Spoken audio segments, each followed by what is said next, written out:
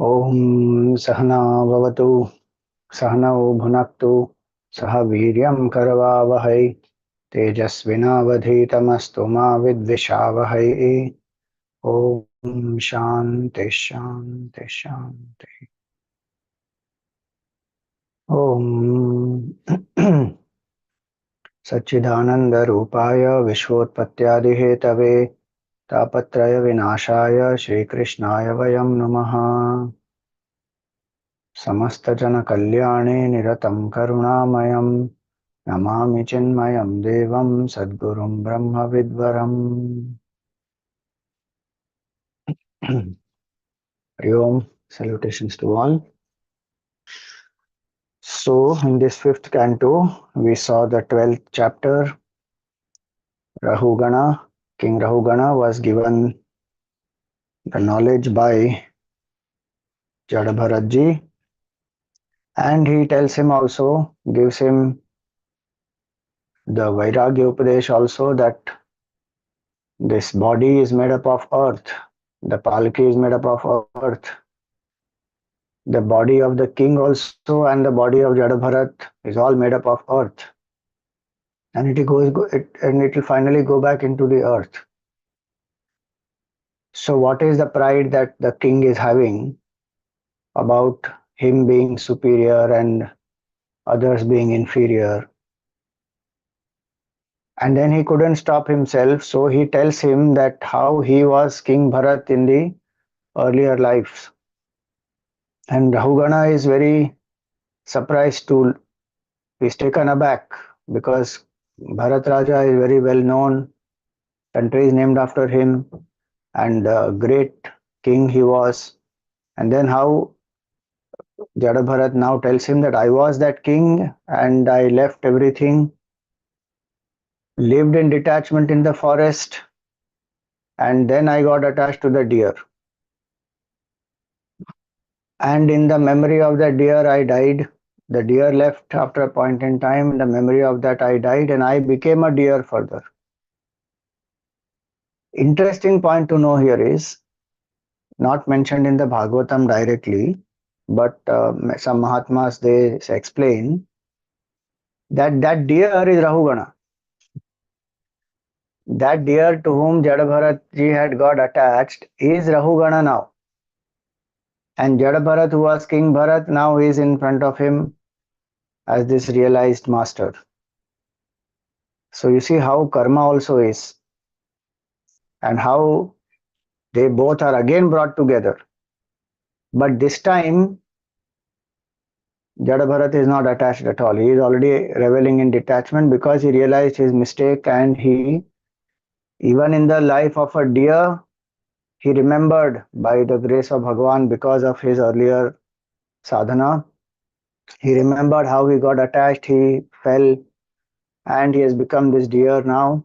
And so when he is reborn as human being, he lives completely in detachment, doesn't get attached to anybody, and he has attained a state of oneness with the divine. Now you see, the deer has come back in the form of Rahugana. And so Jadabharat is not offended in that sense. If we see, he is realized being, and so even though Rahugana insulted him, Jadabharat didn't take offense, and Rahugana finally sought refuge and sought forgiveness, and out of great compassion, Jadabharat ji is giving this knowledge also to him. So attachments can last over lifetimes. One point to understand. But if we realize so karmic consequences is what I meant, sorry, not attachment. Karmic consequences can last lifetimes. In one lifetime, he was attached. In this lifetime, he is not attached. The jiva is the same of the deer. The deer and Rahugana is the same jiva. But Jadabharat has lifted himself to such heights of detachment that even though the jiva is the same, karma has brought both of them together, he is not further attached. Now somebody may say, "Kare Swamiji, but he does not know that he was the deer in the earlier life, and so if he knew he was the deer in the earlier life, maybe he would have got attached." See, that point is he doesn't need to know that person is a deer, was the deer in the earlier life. He knows this much that I fell because of my attachment, and how silly of me to get attached like that after knowing the temporary nature of life, after seeing everything in life, renouncing it all. Further, I got attached. So he learned from that mistake, which we see when we saw his life as a deer and then again as Jadabharat. So when one has learned that lesson, that's all is required. We don't need the memory of which Jiva was what in which life and what was my sambandha with them, what was their sambandha with me. None of that is required. What is required is, did I learn my lesson or not? And if I have not learned my lesson, I will keep repeating the same mistake till I learn the lesson. I will keep going through same similar situations and keep going through challenges, difficulties, all that. So Rahugana has come as a deer now, but Jadabharat is not affected by it. For all we know, he may be knowing also that this is the deer because he reached the highest state of realization. If he wants to know, he can easily know that, oh, this Rahugana only is that deer. But that's not necessary. Which is why we see in the Gita, Bhagavan says that 15th chapter, he says, Mattah smritihi jnanam apohanam cha. From me comes the memory, smriti, jnanam, knowledge, and apohanam, forgetfulness. Now, what is the forgetfulness there? One of the meanings of the word forgetfulness there is that Bhagavan has made us forget the memories of the past lives. They are there somewhere in the deep subconscious mind, unconscious mind. They are there. Samskaras are there. If one wants to, they may be brought back, but that is not necessary. What we need to do is what we have gone through, if we introspect on it, learn our lessons out of it, drop the experience. Just like food we eat. Now, the food we eat, the essence of it, we assimilate in the body. It will nourish and nurture the body, make it healthy. The waste part comes out, we throw it out. Imagine if we retain all that, body will be unmanageable. But that we are doing in the mind, going on retaining memories after memories after memories, and those which are overwritten or which are pushed into the subconscious, unconscious mind, also we are trying to revisit them. Not required. So here Rahugana got the knowledge from Jadabharat. Jadabharat tells him that I was this deer in the earlier life and now I am born as this Jadabharat here. But it is because of devotion to Bhagwan that I remembered what I was before I became a deer, how I fell, and then now I dropped the body of the deer and now I am here as this role that I am playing. And so he says that in the 12th chapter, he concluded by saying that by detachment from matter and attachment to the devotees, one gains this sword of knowledge, jnanasi, by which one can cut asunder this entire illusion that the world is real, this body is me. That's the illusion. One can cut asunder that. And by hearing and speaking about Bhagavan, Harim tad iha kathana shrutabhyam labdha smritir yat yati param advanaha yadyati param. So by remembering, by speaking about Bhagavan Hari, what will happen? One goes across the ocean of samsara. Now what is that samsara? Now here in this 13th and 14th chapter, so 13th chapter he gives an analogy of a forest. Bhava Atavi it is called. The first shloka only it comes. Bhava Atavim yatina sharma vindati. Bhava Atavi. Atavi is forest. Bhava is this samsara. Bhu bhavati means to become. Samsara is where we feel our sense of finitude, limitation, and we continuously want to become something so that we feel infinite, which is our true nature, so that we feel fulfilled. But no matter what we become, emptiness still remains somewhere. So until realization of the self doesn't happen, there is no mukti from this bhava atavi. So in some places it is bhava sagar, in this context it is bhava atavi, it is a forest. Now in 13th chapter, the analogy of the forest is given, and a group of merchants have gone into this forest, and what all challenges they go through, and still with all the difficulties they still don't take Bhagwan's name. And Bharatji gives the analogy and tells Rahugana that how he can come out of this forest, and then he departs. Bharatji goes. In the next chapter, 14th one, see Rahugana as a king, smart enough, and he understood also, and Bharatji taught him through the means of this metaphor. So he did not need elaborate explanation from Bharatji, but we may need. And so Shukadevji asks, sorry, Parikshitji asks Shukadevji, and Shukadevji explains in detail the symbolism of that Bhavatavi. So we will take this simultaneously, then it becomes easy. Otherwise, today's class we will cover the Bhavatavi and the next class symbolism if we go chapter wise, but we will take it together. So each metaphor of the Bhavatavi as it is given, we will see the parallels. So now, what does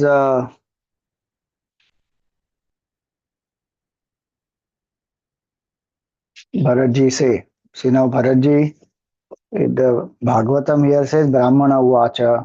So he's born in the Brahmana uh, body.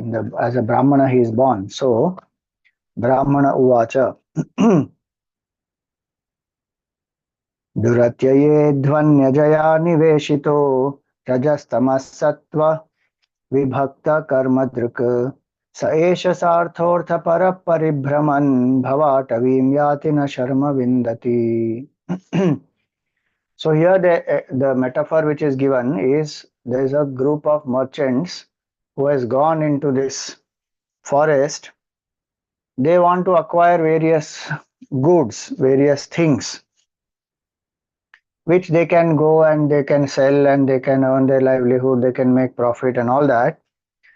And so um, this they are doing activities in this as per the three gunas: sattva, rajas, tamaha, vibhakta, karmadrik, and they are wanting to acquire lasting wealth. They enter into this forest of mundane existence. So Bhavatavi it is called as forest of mundane existence, where no matter what one does, one still doesn't find delight. Yatina Sharma Vindati. So that's the metaphor. What is the symbolism here? It is the jiva. See, there's a group of merchants. So it's like all the jivas. So many jivas, we come into this Sativi, which is this forest. We come into this world. And each one has come into the world as per their combination of Sattva, Rajas and Tamas, and each one is engaging in karma based on the combination of Sattva, Rajas and Tamas. So why is there a variety in this universe? Why are people doing different things? Why do people have different desires? Though our basic raw material is the same, everybody is made up of five elements. The body is made up of five elements. Mind is also made up of five elements. Mind is made up of five subtle elements. Body is made up of five grosser elements. So raw material is the same, but why the variety in the universe? And that is not only in human beings, it is everywhere. All the plants, birds, animals, everywhere we see Sattva, Rajas and Tamas, the play of that is going on. Here specifically we are talking about human beings. Merchants are symbolic of those jivas who have come into this bhavatavi, and one goes through because one has forgotten one's true self, conditioned by these three gunas. One has come into this world, one is acting based on those three gunas, and one goes on searching for lasting happiness here. If one is lost in a forest, very difficult. So Digbrahma will happen. Directions one will lose. One will get psyched up also. So this samsara is like that. But the strange part is one thinks that one is not lost. One thinks one knows where one is going and one is sure about it. And with great determination, one is acting this, I want to achieve this, then I will do this, then I will do that, which is good in one sense. There's nothing wrong in it by itself. But why am I doing all this? Who am I? Many times that is not clear. So one is actually lost. Sometimes it takes time to even understand that, I am actually lost. Then when that realization hits, yes, actually I am lost. Then one starts seeking, okay, what is the real path? Where am I now? How to go about it? Some satsang comes, some spiritual knowledge. So here it is, the person is lost, is struggling, and struggles for existence without the shelter of the pure devotees. So the person is lost but doesn't search for the way out because one doesn't even know one is lost. That's the play of Maya. So while this play is on, what happens now? That is said. There are 6 enemies, thieves, plunderers, who come, and this misguided merchants who are there, they loot them. He says, in that forest, O ruler of men, there are 6 highwaymen, meaning robbers, who rob this company led by an unworthy chief. And finding access to their camp, jackals drag away an unwary member of the company, even as wolves carry away a stray sheep. So in this forest, there are wild animals which are there, and just like the wolves, they carry away a stray sheep, the sheep which has gone away from the herd. Easily they drag it away. In that way, there are highway robbers, highway thieves. Now, who are these 6? Obviously, they are the Shad Ripus, Kama, Krodha, Lobha, Moha, Mada, Matsarya, 6 enemies. And it can also mean the 5 senses and the mind. So those are also 6. When through these senses one wants uncontrolled indulgence, one has no sense control, then the mind is robbed. This jiva is robbed, sorry. The jiva gets robbed because the peace of mind, that is the thing that gets robbed. The peace of mind goes. All senses drag, each sense will drag. Now, one sense is enough to pull a person down if one gets attached, whether it is to food or seeing things or touching, hearing, smelling, tasting, anything. One is enough. If one is attached, they will pull. Human being is attached to 5 senses of knowledge and many to 5 senses of action, so 10 actually. So if we take 6 enemies as 5 Shad Ripus, that is one description, which is what will be more applicable. But here also it is said further that there are 5 senses and the mind, and through that the jiva gets bound completely. And now, who are these jackals?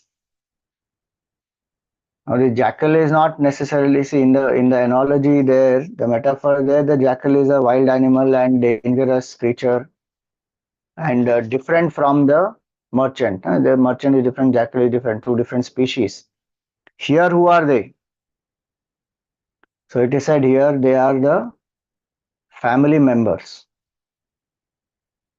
That's a little change in the metaphor, but here they are the family members who take away all his wealth, though he tries to guard it. They are the jackals. And so, don't we see that happening in the samsara? People have got killed by their own children, or children have killed their own fathers. For what? Wealth. Arthamanartham bhavaya nityam nasti tata sukhalesha satyam. Putradapi dhanabhajam bhiti sarvatraisha vihitariti. Bhajagovindam Shankaracharya says, one should keep thinking artham anartham. Artha, wealth is calamitous. Please remember the psychological aspect of wealth. If it is used as a functional need and a utility is a very different matter. But most of the time it becomes psychological, status issue, pride, prestige, ego, domination, control. That is a psychological aspect of wealth. And for that, people don't even bother about relationships, close relationships, become ungrateful, kill, destroy, do conspiracies. What all happens? This entire thing may sound pessimistic to us, but actually it is not pessimistic. It is Pratipaksha Bhavana. It is to induce Vairagya. And Jada Bharat is telling this to Raja Raghugana to get Vairagya created in him. See, this is the satsang, the power of satsang. Only when we come to satsang, we will be able to see the limitations of samsara and the sorrows in samsara. Samsara is not going to show its own sorrows directly. It will only show glamour, glitter, and one keeps aspiring more and more and more for that. But what is the reality? One will see when one comes to satsang. So, Jada Bharatji is giving that Upadesh, is Vairagya, meant for Vairagya only this is. So, the more one thinks about it, the more the Vairagya will arise because this Vivek one is doing. What is real and what is unreal? And what is unreal, I am thinking of it as real, and what is real, I have forgotten that. And so here he gives this analogy, this entire metaphor. Then he says that there are these dense bowers composed of bushes, grass, creepers, and there are so many mosquitoes inside that. There are cruel gnats inside that,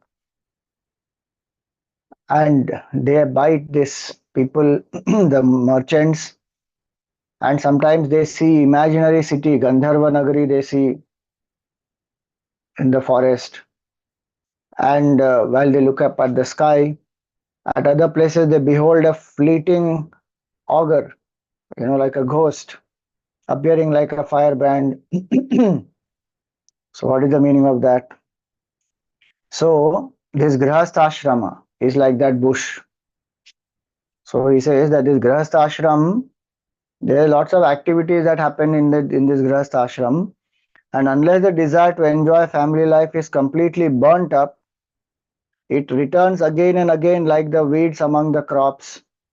And there are people who are very low in their thinking. They are like that biting mosquitoes. And there are thieves who are like the locusts, vultures, and the rats. There are people, how much one has to be alert to protect whatever one has. Sometimes the servants, they rob away certain things. Sometimes the thief attacks, steals.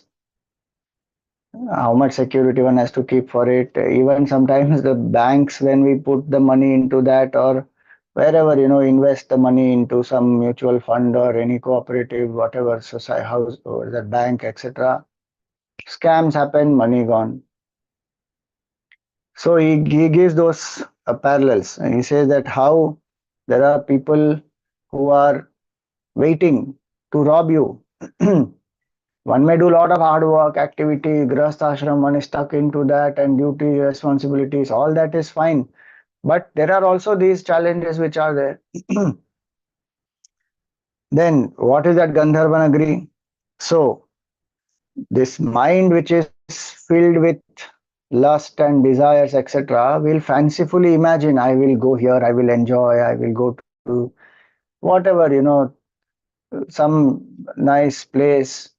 This is my vacation, this is my dream vacation, this is my enjoyment. I will go to this hotel, eat that food. It goes on imagining. So he sees the material world as permanent, like the Gandharva Nagari is actually illusory, it's not real. But to this person who is seeing it appears very real, and one imagines enjoying in that Gandharva Nagari. Same thing one is doing in this world. This world is illusory. It is actually the Gandharva Nagari. But we are thinking it is real. So then one is imagining where he drinks, eats, has carnal pleasure. Being overly attached, he chases after sense objects just as a deer chases the mirage. That illusoriness of this world is brought out. Then what is that ghost? So it is said that it is said like the firebrand, like the ghost appears like the firebrand. So firebrand is yellowish, right? So the symbolism here is that is a gold. How much one runs behind gold? So they desire gold, they run after it. Gold is a source of material opulence and envy, and people in passion are attracted to it. And how much one, you know, uh, again, one's status, one's position, and many things get determined by that. What type of gold and how much gold and necklaces and ornaments, and people show what their opulence by having gold. I was seeing somewhere long back some video. The whole toilet is made up of gold. The seat is made up of gold. That flush, whatever that is made up of gold. For this body, which is a bundle of dirt and filth. In the Gita, that's why it is said, Samaloštashma Kanchana. One clod of earth, one stone, clay, stone, and gold, all same. Loshta Kanchana. And for Pandita, it is same.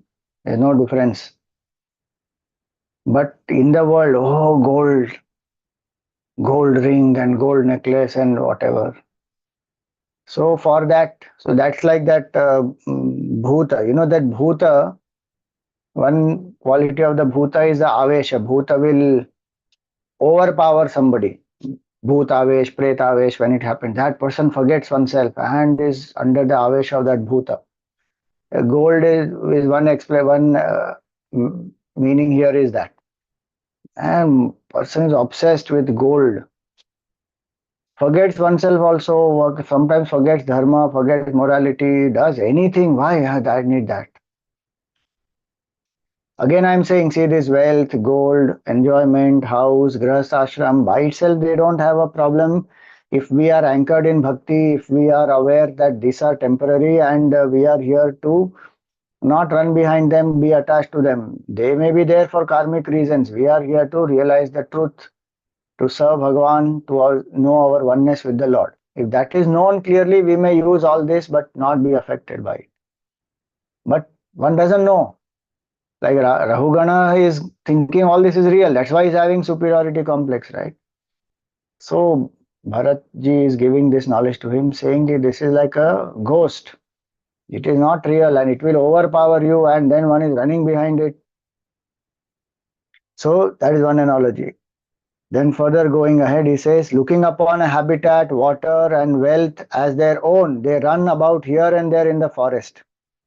O Rahugana, while at some places they cannot distinguish the quarters smoky with the dust raised by a whirlwind. Their eyes are blinded with that dust. So the whirlwind analogy is given here, that the intelligence is victimized by home, wealth, relatives, and goes on.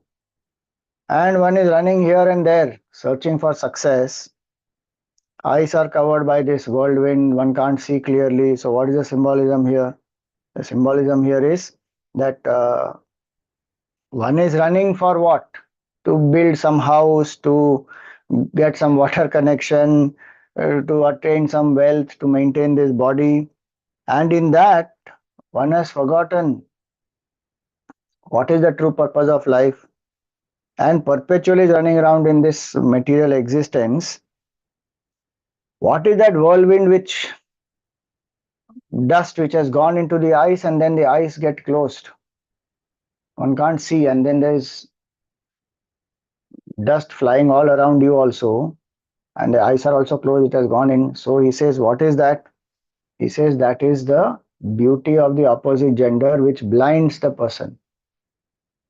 And you see all around that glamour is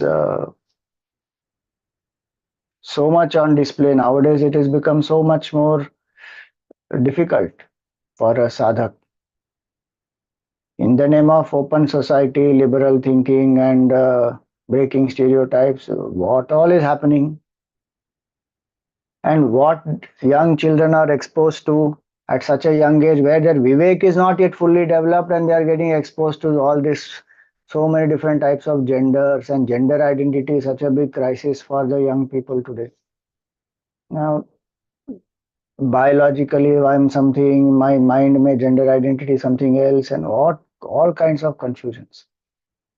So here he says that this opposite gender and becoming blind with the lusty desire disobeys the dharma.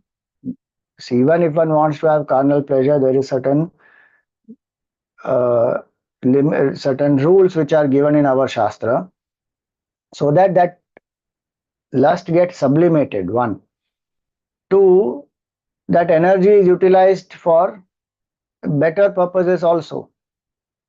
And the mind is not, third most important is the mind is not completely hijacked by that. That's the purpose of that dharma. And so when one says that, certain enjoyments can be done only after marriage, and there also there are rules which are given on which days one should do, which days one should not do, all that is given in our shastra. But who follows all that today, anytime, anywhere, anyhow, is pathetic. The human being has fallen to worse degree than an animal, because animals carnal life is regulated by nature. Human being is not regulated at all. And one thinks that that is modernity and that is greatness. 200-year-old culture, that is, which is just is a baby in time. This is a 10,000-year-old culture. Who has to learn from whom? We are behaving like those small children. They are, imagine, they are babies. And our people here are still younger than them and learning from those babies, thinking they are great. What is our level then? And what the world is going through, if you actually see, so much chaos is because of that lifestyle, which is bhoga vritti. That lifestyle. How to enjoy also, our culture has given beautiful ways to enjoy, to enhance that enjoyment as well as not be bound by it. But who looks into it? One is looking out there. And half the things there are not even true. One will feel so dumb and foolish if one actually comes to know so many facts. Just today I was seeing one whole video which is saying that the entire research on HIV is wrong. And there is no proof of the HIV virus and AIDS, and that it is transmitted and it is contagious and all that. There is no valid data. For 15, 20 years, people have been misguided on the HIV research. Same thing they did with cholesterol. They want pharmaceutical companies to increase, so they kept on promoting cholesterol drugs and all that. And it has caused so much havoc. We are the guinea pigs. And so many things they are rejecting there, we are adopting that now. That is terrible. So he says here that this dust which has gone into the eyes is like that, that's the whirlwind. So that is the lust and uncontrolled indulgence, where dharma is not followed, uh, and then what happens? So he says, disobeys the dharma governing the carnal life. He does not know that his disobedience is witnessed by the devatas, and that karma will come back. See whether devatas are there, and because dharma is not followed, meaning one does not do the offering to the devatas, one does not live the dharmic way of life, and one is living more as a bhogi, not living in terms of yoga, then the karma will catch up. What is one's duty, how one should live in harmony with nature, and we are seeing that or not. How much havoc we are causing to the entire environment. Why? Because of the material outlook. The world is a place for me to extract maximum enjoyment, and doesn't matter how what happens to it. I eat, drink, and be merry. That is my mantra. And then give talks on sustainability and ecological imbalance and being eco-friendly and this and that. But live in the personal life in the same way where comfort is a maximum that I crave for. And I don't bother actually. Then what will happen? The whole society goes down.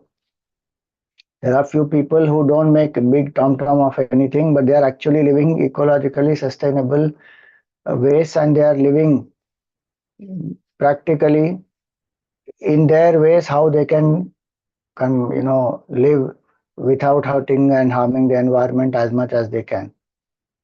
So here he says this, that the analogy of the whirlwind, this is the symbolism. To acquire water, he runs after a mirage. Then he says, um, so sometimes one knows that's a mirage, but one is running because one is thirsty. So same way, sometimes he appreciates the futility of sense enjoyment, but due to the body identification, he forgets and again runs behind material enjoyment. Sometimes the heart is pained by hearing the sounds of owls and invisible crickets. So the person is aggrieved by the chastisement of his enemies and government servants who use harsh words. At that time, his heart and ears become very saddened. Then he says here that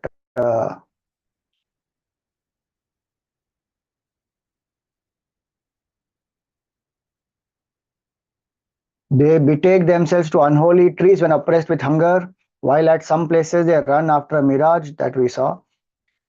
What are these trees?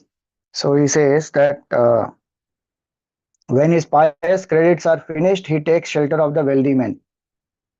The living dead who cannot help him in this life or the next, meaning who make them do adharmic things, which will neither help in this life or the next life. Because the analogy is that uh, unholy trees, meaning adharmic wealthy people. See, it's not that wealthy people by itself will not help you, but these are adharmic, like the unholy trees. Same way, adharmic people, they one takes refuge of the adharmic people, and then they will make you do corrupt things and wrong things, and karmic bondage also one gets, legal issues also one may get into. Then he jumps into a shallow river. So they march towards streams without water, and when starving, they seek food from one another. There they meet with a forest conflagration and get scorched with fire, while at some other place they give way to despair when about to be killed by yakshas. Three difficult things that they go through. One is that there's no proper water. So, what is the symbolism? To mitigate the distress, the conditioned soul receives cheap blessings from the Gnostics, from the atheists or pseudo gurus. And in that association, they lose their intelligence. Then begging food from others. So he says that he cannot arrange for his own maintenance, hence he tries to exploit his own father or son. Suffers from burning heat, that conflagration of forest fire. No? His family life has nothing favorable for perpetual happiness. He is burned by the fire of lamentation and condemns himself as being unfortunate and impious. Then he becomes sad because of the wealth plundered by the yakshas. So there are people in power, officials who are there who turn against him and take away all his wealth. Then he loses all enthusiasm and appears without any, desire to even live. You just think so many things which are given here. Some or the other one would have gone through. And the strange thing is, even after going through all that, this you will see this as it concludes. You will see mind doesn't turn towards Bhagwan. It still finds some hope or something. If not this, that person. If not this place, that place. And if this person has done this to me, I will take revenge against that person. And whole life goes into that. It is such a temporary existence. And the body which we have is the best body, which is human body. And that is used for such petty things. That is what this is whole thing driving to, that what are we doing with this human body, this human life, precious opportunity, and that is getting squandered like this. Then he goes on ahead. So he says that when dispossessed of their wealth by other heroic men, they feel depressed in spirits, grieving and getting confused, they faint away. And entering an imaginary city somewhere, they rejoice for an hour or so as though happy. So one then imagines some palatial city, enters it with the family, wants to enjoy.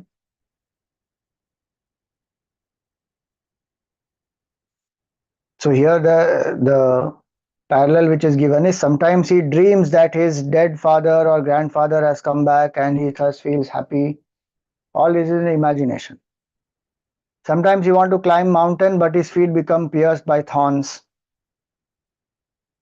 So he says in household life, to fulfill desire, there are so many rituals sometimes one does. It need not be only religious rituals, it can be anything. And they are like this, extensive, troublesome to execute, not very easy. You just think about it, one house one has to buy, or some child has to get married, or any such thing. Set up a whole business. How many struggles, how many challenges, what all one has to go through for that. And what will one get finally out of that? In the big picture. See, not that by itself any of that is useless. There is a learning in it. There is enough to give us vairagya also. But we don't calculate this. Now, how much investment we are putting into it and what are we actually getting out of it? That, and how much did it take me closer to Bhagavan and how much did it take me away from Bhagavan? That one doesn't think. So even if I achieve a great, success in some business I've set up, or my child's wedding has happened nicely, or whatever, I've done some big project and even helped out people, no doubt in all that. But did I do it in dharmic way? Did it increase my bhakti, vairagya, seva bhav, or did it increase my ego? Many times these calculations, this thinking one doesn't do. One is looking only at the externalities. So he gives all these analogies. Then he says that overwhelmed by hunger, he becomes angry at his family members. So he's trying to climb a mountain, thorns are piercing his feet, and then he's overcome with hunger, becomes very angry. So, parallel is due to the bodily hunger, the thirst, and thus the conditioned soul becomes impatient and angry with his own sons, daughters, and wives. See, the hunger need not be physical hunger only here. The hunger can also be the emotional hunger, intellectual hunger, where no matter what one has achieved, one is still hungry, one is still not satisfied. Contentment is not there, one can't appreciate people, one is frustrated, irritated, always thinking what one doesn't have, or what should have been, or what challenges are there right now, or some disadvantages are there right now. One is focusing only on those. Then one becomes irritable, angry, upset, fights with people. So don't we see that happening? One will be wondering, hey, this person has everything, must be very happy. But you ask that person's close people, they will say, hey, is most frustrating person to live with or to work with. doesn't have any contentment, any praise for any good work being done by anybody, very insecure person, Hare Ram. Then, overwhelmed by hunger, huh? Then it is said that in the forest, cast in the forest now and devoured by a serpent belonging to the species known as the boa constrictor. They have no consciousness left in them, and now bitten by poisonous creatures, snakes, etc., fallen in some well, deprived of the sight, remain lying down there in darkness. Devoured meaning bit, not that eaten away completely by a snake. That's a analogy given here. That devoured meaning some snake might have bit him. So, in sleep, people remain in the darkness of ignorance and cannot understand what is going on in life. That is the parallel given about the python or a snake that devours. Meaning, if suppose you are devoured actually when you are in darkness, then you dead, finished, right? So, symbolism given here is that darkness of ignorance. One can't understand what is going on. Then sometimes these poisonous creatures they bite, and this person blinded falls into the well. So, what does that mean? So there are envious enemies who are there, and the person falls from the prestigious position, like snake bites, and one gets, this poison will run over the whole body, and one falls paralyzed and all that. Same way, some envious enemies are there who want to pull you down, who don't want to see your success, who are envious, and they are waiting to pull you down, and then they manage to do that. So through the tricks of the envious enemies, this person falls from the prestigious position, unable to sleep, loses the intelligence. Blinded means loses the intelligence, is troubled at heart, and one has fallen into this dark well of infame or lack of glory or poverty or whatever it may be. Then, in that well, when he has fallen, then what does he do? He tries to climb up, and he's seen some honeycomb, so he tries to get that honey, and these honeybees attack him, bite him, sting him. And even if he manages to get a little bit of that honey, there are others who snatch it away from him. So, what does that mean? So, even in this desperate situation, this person is still searching for some sense enjoyment. And here Shukadevji says that attracted by some little happiness like that honeycomb, he has illicit sex or steals others' property. Then is arrested by the government or chastised by the woman's husband. The wise therefore condemn the materialistic path, both in this life and the next. Then even if he obtains some honey, he steals money and escapes punishment. But then another man cheats him and takes away that money. So it can mean wealth, it can mean carnal enjoyment, it can be any other pleasure also, which one tries to get, then one is attacked for it. Somebody cheats one and takes it away. So in this way, money never stays in one place. It is actually belonging to Bhagwan. Lakshmi is at the feet of Narayana alone. Now we want to make Lakshmi our own, then that is terrible. One has to look at her as a mother and have a worshipful attitude and do dan, dharma, do our duties. But if one tries to possess and become the owner of it, and then one will fall. So here, going further, he says that at some places they are unable to ward off the cold, the sun, the storm, the rain, and they sit down helpless. While elsewhere they sell between themselves whatever commodity they have with them and make enemies of one another. On the contrary, because of their greed. So, what does that mean here? He becomes very morose, being unable to tolerate the threefold miseries. So, this heat, cold, wind, rainfall, etc., they are symbolic of this, the three tapas. Adidevik, Adibhautik, Adhyatmik tapas. And cheated in business transactions creates enemies. So when people cheat one another even by slight amounts, then they become enemies. Then further he says, on some occasions when impoverished and deprived of a bed, a mat to squat on, a dwelling and conveyance for some pleasure trip in that forest, they ask these of one another. But on failing to secure the desired objects, they cast a wistful look on others' property and incur ignominy. So, what does that mean?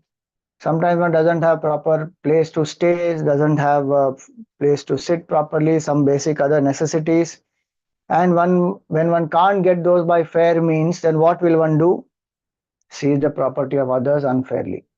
So if one is born that way, for some karmic reason one is born, nobody gives, I mean, our Shastra doesn't say that under these circumstances you can your theft is justified. No, Purushartha is given to you. You can work hard, still be on the path of Dharma, earn your livelihood, lift yourself to higher positions slowly, and get what you don't have. But in the world, it gets justified that a person who is poor is getting exploited, and whatever that person does, the means are not important. And finally, that person goes ahead and does some dan dharma with that corrupt money that he has attained somehow, and the person gets glorified. Shastra doesn't say like that. If dharma is compromised, that is finished. That person, the downfall of that person has started from then onwards. When will one be able to see that outside? That's a different matter. That time will anyway catch up, karma will catch up. But in the world, one doesn't think like that. One sees immediate. I don't have, somebody has, I will grab it from that person and I will enjoy. And sometimes that gets glorified also. What is the means that the person adopted to reach where that person reached? That is more important from spiritual standpoint, karmic standpoint, but world worships success, power, position much more than the method of getting it. No matter how they get it, it's okay. They got it. And the world will always downplay the power of dharma, and they will always say that somebody was dharmic and they didn't achieve greatness. This person did it through adharmic ways. This is Kali Yuga. We have to be like this only. Otherwise, we have to be settling for whatever is ordinary or lesser than that, and then suffer. So now, those are conditionings of the world. Here, he tells all this. Bharat Raja, Jada Bharat tells this to Raja Rahugana. Then he further explains about marriage. So he says, in spite of the feeling of animosity uh, having been aggravated by their attraction for one another's wealth, they enter into marital relations with one another, and while sporting along this road, are reduced to a miserable condition through great many hardships, monetary losses, and calamities. So that what does that mean? Although people may be enemies, in order to fulfill their desires, they sometimes marry. But then they divorce. Then there are so many difficulties that come because that marriage was not on the basis of some deeper emotions of love, of understanding, of trust, of respect. It was some material thing, and they married, though they don't like each other. But they want some power, together if we come, our group will be the biggest, and array, but you were enemies before and you don't get along with each other, but people do all that. So he says there are many difficulties: happiness, distress, attachment, hate, fear, false prestige, madness, lamentation, bewilderment, insult, enmity, envy, greed, thirst, tribulation, disease, birth, old age, death. All this one goes through. Terrible.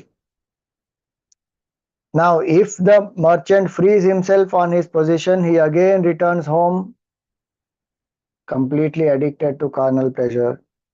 After the death of his parents, he becomes attached to his newly born children and he continues to loiter in the forest of material existence, showing no interest in spiritual life even at the point of death. See, that is the power of Maya. Even till the last minute, when one is going to die, one is still not turning spiritual. How much the troubles of the samsara, if each one also, if one just thinks about it, there is so much of trouble.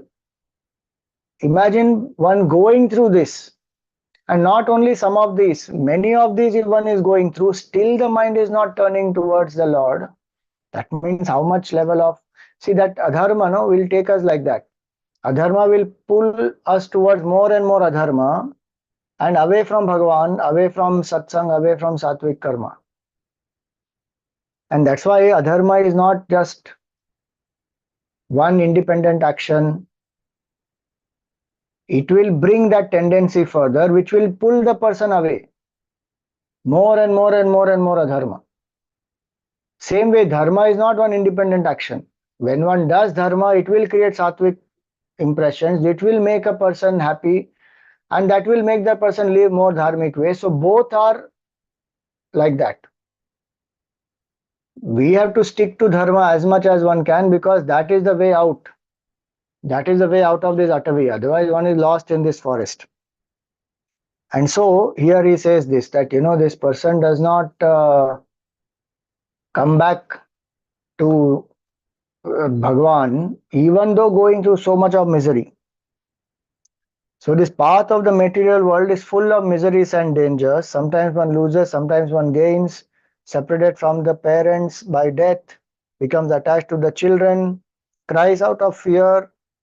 Sometimes he is happy maintaining his family, sometimes sings melodiously, enjoys life, becomes more and more entangled, but he has forgotten his separation from the Lord, so doesn't think of the Lord. Those who are the devotees, they actually think of Bhagavan at all times, in pain, in pleasure, in fear, in all the challenges, they will think of Bhagavan. The bhogi is exactly opposite. In none of the challenges, he is thinking of Bhagavan. So many leaders, they, or whatever, achievers, they conquer their enemies, they achieve great land, they establish big empires, and even they lay down their lives fighting one another, sorry. Uh, but they don't take up spiritual path.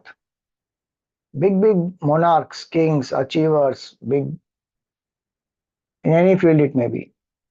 And on the contrary, they may even say proudly, I don't believe in God and this is all man-made and this is all, uh, only creating more divisions, as though other things which are creating divisions, they have left all that.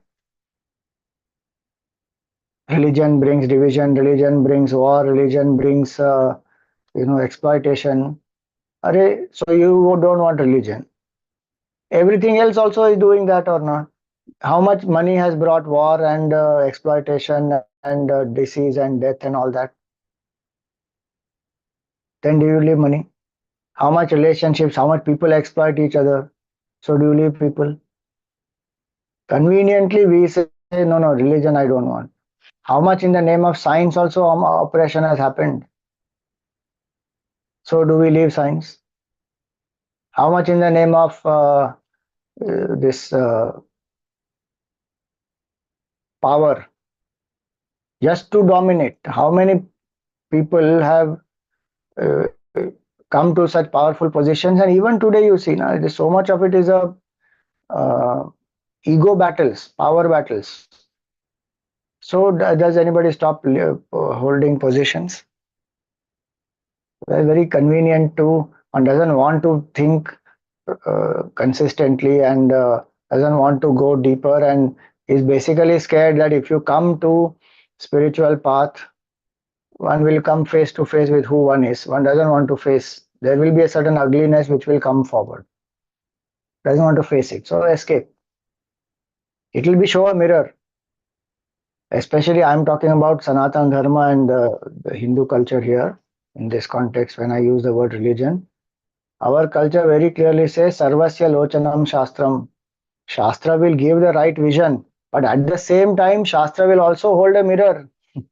saying this is who you are at this moment, and you are responsible for who you are. Don't blame people, don't blame circumstances, don't blame God, don't blame planets, don't blame anybody else. You are responsible for who you are, and you see this is where you are. But your true nature is divine. That also Shastra will say, and it will help to redeem and come out of all this also. But to see who I am, that ugliness I don't want.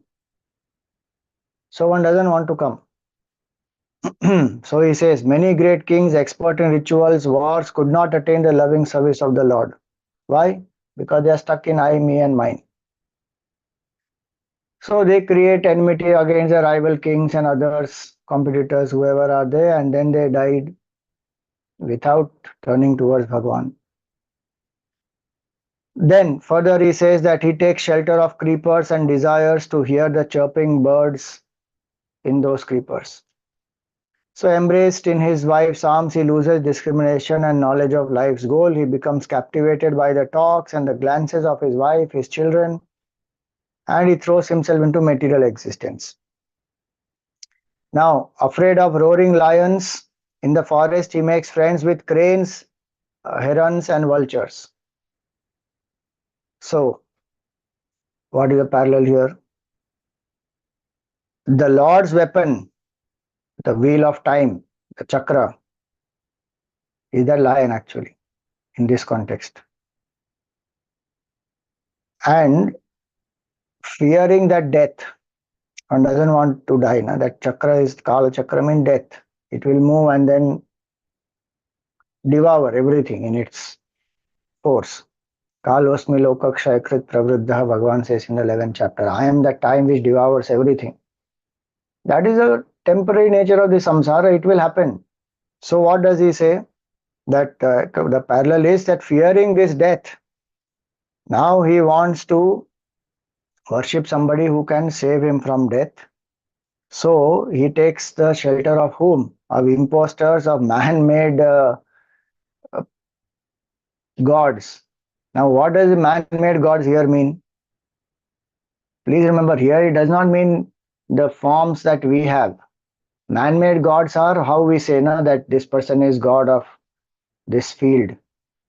So one takes refuge of such people. Or he is the most powerful person in this field. So one takes refuge of such people. Or some higher beings, some devatas, sambhuta, preta, yaksha, pishacha, all these. So some people who have some control on these, they will take refuge of such people. And through them try to get some power, through them try to get some, as though freedom from death one can get. But one is attempting to become immortal through any of these, through wealth, through power, through money, through progeny, through all these. But immortality is not gained like that. That is only through self-knowledge. So, cheated by these people, so these cranes, he comes to the association of swans, but out of misfortune, he cannot follow them and gives up their company for the company of monkeys. So he gets cheated because they themselves are not anchored in Bhagavan. We take refuge of people who are not anchored in Bhagavan. What will happen to us? They are sometimes not even anchored in Dharma, so they will exploit. Then one runs from here to there, finds somebody else. There one gets exploited, goes to somebody else. That's what is mentioned here. So cheated by this pseudo spiritual people also, or people of power, that person takes refuge of some others, some other Baba, some other Brahmana, some other Pandit, but he can't follow the dharmic ways, and again takes shelter amongst the people of the lower strata, and then again engages in carnal pleasure without knowing the goal of life. Like that monkey, the example given is of the monkey. So this monkey is very fickle minded. So that's what is said here. So the example given here is this. Not finding behavior to the liking. So from this cranes and herons, vultures, they go to swans, from swans to monkeys. So he says that they're not happy with the behavior of these swans, so they approach monkeys, and their senses being fully gratified with amorous sports natural to their race, each pair gets so absorbed looking at each other, like the monkeys, they get absorbed in that carnal sports. So they absorb in looking at each other's face that they forget even the fast approaching death. Seeking delight in trees and fond of sons and wives, they are impatient with animal desire for sexual indulgence and powerless to get rid of their bondage. When falling into some ravine through inadvertence, this company of merchants catches hold of some creeper and remains suspended by it, afraid of the elephant below. Remember this example which comes, famous example where somebody is falling into the well, there's a creeper coming out of the walls of the well, one is hanging delicately by that. There's a, in that analogy that comes in Mahabharata also, it's here in Bhagavatam, a little different way, that there's a elephant down there, there's a tiger up. Bhagavatam gives elephant example. There it is snakes. Pythons are down, tiger is up, one is hanging with a creeper delicate, anywhere by any time one will fall. And there is a honeycomb, and one drop of honey is falling out of it, and this person is trying to lick that by putting the tongue out. That deep is the craving in the mind of the jiva. So here that's what is said. This jiva falls and yet is not remembering Bhagwan. Those people who are saints, who are devotees, who have controlled their mind, who have surrendered to Bhagwan, this jiva, or this group of merchants, doesn't seek their refuge. And so those who have done this control of the mind, etc., they easily attain liberation, though they are living in the same atavi, the same forest of transmigration, they are also living. It's not that they are born somewhere else. They are also born in the same forest, but they have understood. So they are out of this. Such people one should go to. But one is going to all kinds of other people who themselves are lusty, greedy, vulgar, violent, and then getting lost. So just like the jumpy monkey jumps from one branch to another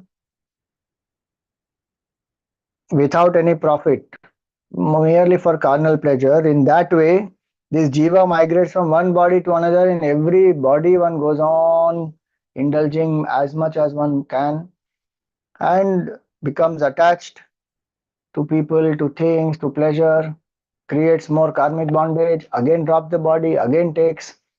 So this goes on. Finally, he concludes with this analogy saying that not paying attention, he falls into a mountain cave. He becomes afraid of an elephant in the back of the cave and remains stranded, holding on to a creeper. So, engaging in sinful activities out of fear of death, falls into ignorance, accepts the shelter of, only when he accepts the shelter of dharmic karma can he be actually elevated to higher planes. Otherwise, the person is dead and goes round and round in the cycle of birth and death. And so, having given all this, what does Jadabhara tell Rahugana? He says that Rahugana, in this 20th shloka, he says, Rahugana tvamapi yadvanosya sanyasta danda krita bhuta maitraha asajjitatma harisevayashitam jnana simadaya tarati param. This is his beautiful advice. And what does he say? That, oh Rahugana, you are also on this track. As a jiva in this bhava atavi, you are also on the same track as those merchants. So what you should do now? You give up all forms of violence. And you be friendly to all people. Krita bhuta maitraha sanyasta dandaha. Meaning give up all forms of violence and this power that you are having, that I am the king and all that. You renounce that. Be friendly to all. Sarva bhuta, krita bhuta maitra. Then what you should do?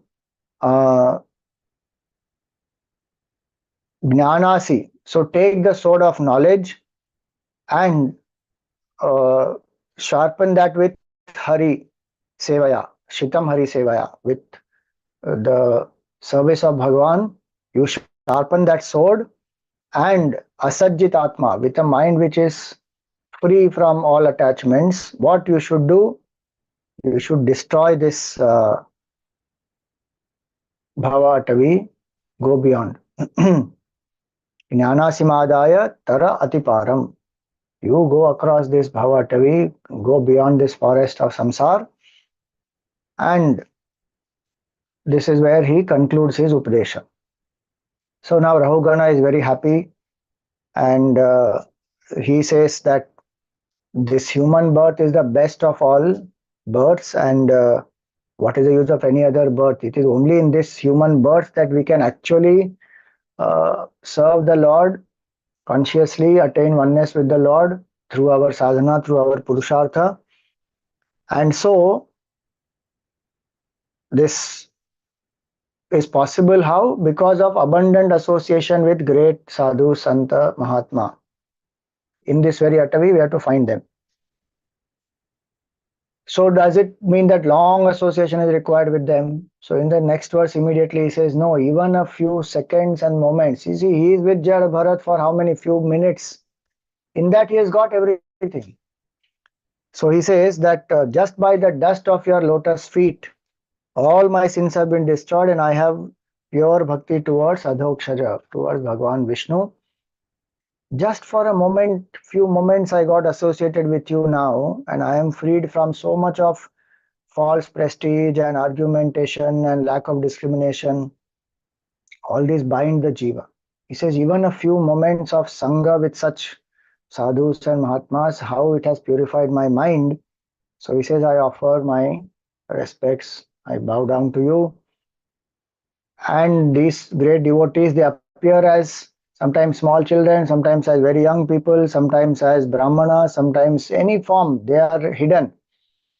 One will not be able to identify them just by looking at the exterior. But if the demand is there, they will come into your life and one will be able to then follow. So, by their mercy, may there be good fortune even in the royal dynasties. So, now so Rahugana has said all this. Now, what does Jada Bharat, what does he do? He is a Paramhamsa. So, he finished giving the Upadesh. Jada Bharat got the clarity. Rahugana got the clarity, so he left. Um, he did not have any personal this thing, that I am being insulted or anything like that. Nothing. He just left. Quietly, he went away to wander all over the earth, meaning share this knowledge with as many people as possible and live like a avadhut, free. Now, Rahugana, he has understood. So, what did he do? He also gave up the idea that I am this jiva, I am this body. And he also got the abidance in the higher state. Now you just see that deer also got mukti. Jada Bharat anyway has got mukti. So now this portion concludes that this is the glory. This whole portion is actually the glory of Bharat Raja. And example Shukdev ji gives is that small flies, they cannot follow the path of Garuda. Garuda, where all it will go. Small flies can't reach all those places. Same way, the life of Bharat Raja is like this Garuda, and we are like the small flies. Even though there may be great kings like Rahugana, etc., they are like small flies compared to the life of Bharat Raja. So, how did he become so great? Because of his renunciation and his abidance in the lotus feet of the Lord, and he is serving Bhagavan, and his only thought is that. So, in the prime of his life, where he had all power and everything, he had a great family and he ruled for so many years, then he finally gave up all that. And example given here is he gave up all that as if they were stool. Although such things are very difficult to give up, people don't give up so easily. Such power he had, but he gave up because of his vivek, that human life is not meant only for all this. One has seen through all this and renounced it to realize the truth. See, his father Rishabdev himself had set that example. So that also is a very important thing to understand. Rishabh Devji himself is a great king, and then he left, renounced everything, and we saw his life. Now his son Bharat also does that same thing. So that is the tradition given set up in our country, that one uses power for a certain time for the well-being of the society, for one's own evolution, sees through the world, sees through everything, power, pleasure, prestige, popularity, all that, renounces it. Then there is no taste for it anymore. One will not go back to it also. Like it is said here, you reject it like a stool. Who will go back to one stool? Nobody goes back to the stool. It is waste, thrown out. One has seen through the samsara, spit it out. One moves forward only towards spiritual evolution. So he concludes here by saying that the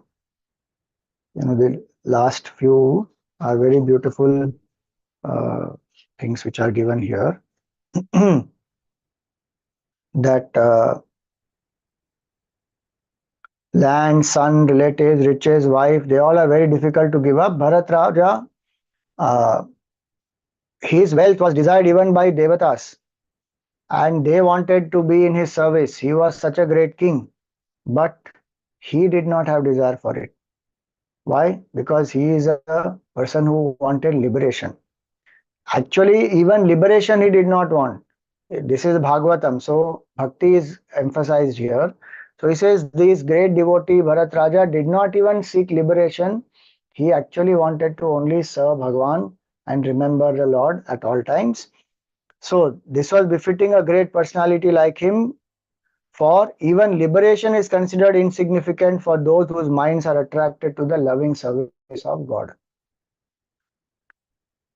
So while Bharat Raja had given up the body as a deer, he had prayed for a few things. What did he pray for?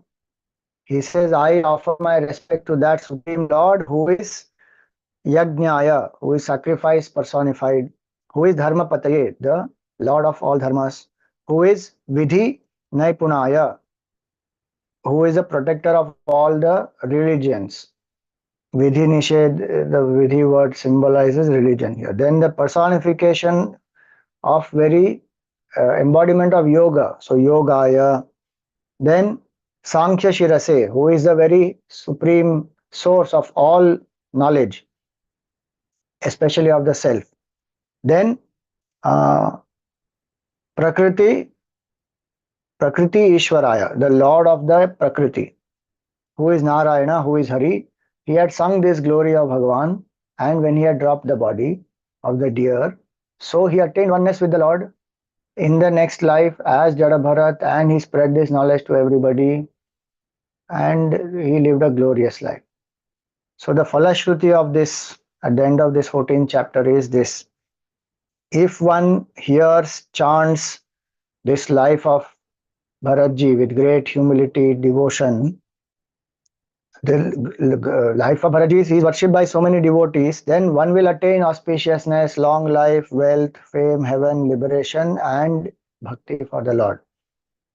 And all desirable things without depending on anything or anyone else. That is the falashruti here of this particular chapter, which is the 14th one. So we have done 13, 14 combined together. So that's where is the beautiful life of Bharatji that concludes here. And then we again come back to Priyavrat Raja's dynasty that we will take up in our next class.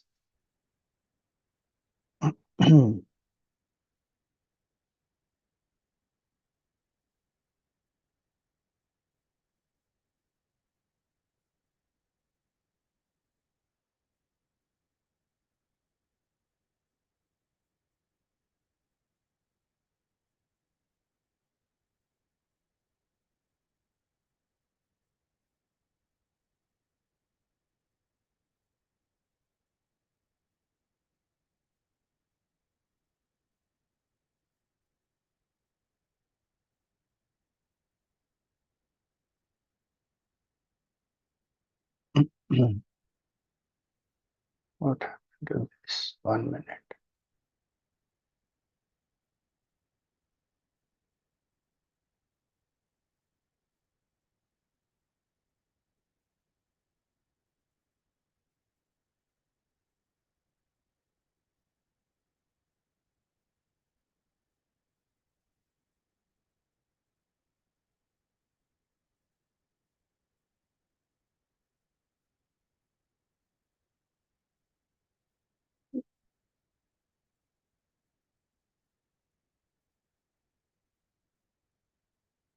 प्रिया प्रीतम की मंगल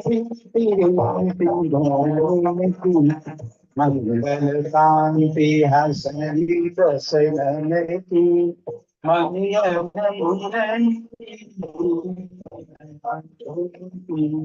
मंगल मंगल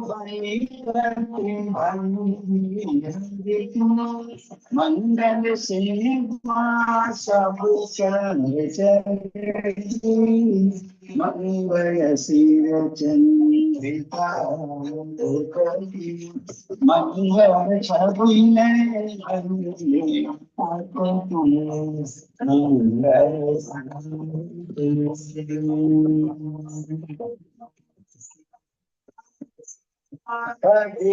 अंग अंग की मंगल गौर श्याम रंग की मंगल अति कटी रे पटकी मंगल चितन सागर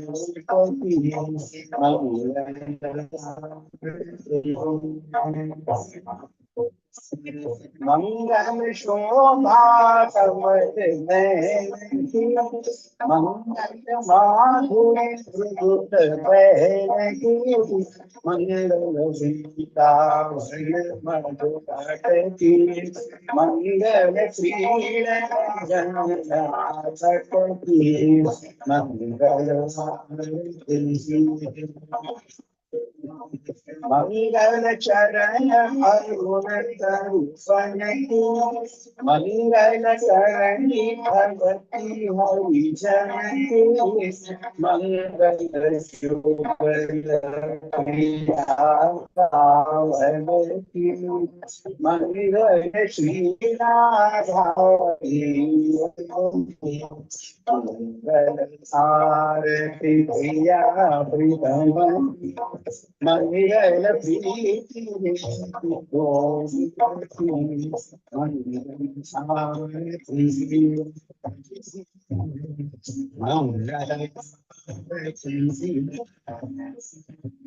राधा वृद्धिशचंद्र भगवान की जय।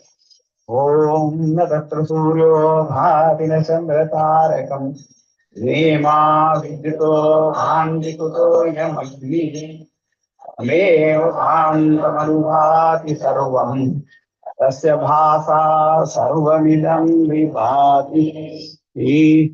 सद्गुरुनाथ महाराज की।